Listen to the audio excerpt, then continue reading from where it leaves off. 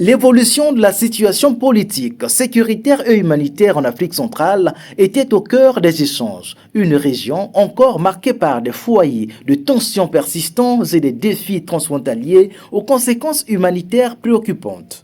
Les deux personnalités ont fait le point sur les efforts en cours en matière de prévention des conflits, de consolidation de la paix et de promotion du dialogue politique, avec un accent mis sur la coopération régionale et le multilatéralisme. Ce qui est important, c'est de constater l'attachement de l'ensemble des acteurs que j'ai rencontrés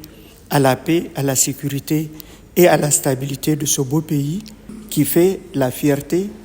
en tout cas au titre des Nations Unies, qui fait la fierté de l'Afrique centrale. Ici, on a un régime qui est stable, on a un pays qui est stable, un pays où il fait bon vivre, mais partout où il y a des avantages, il y a certainement de ci, de là des défis à surmonter. Et donc nous faisons confiance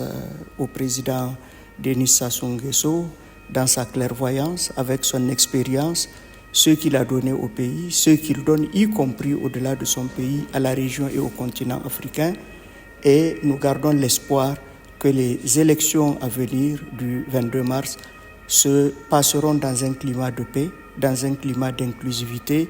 pour renforcer le bien vivre ensemble encore ici au Congo.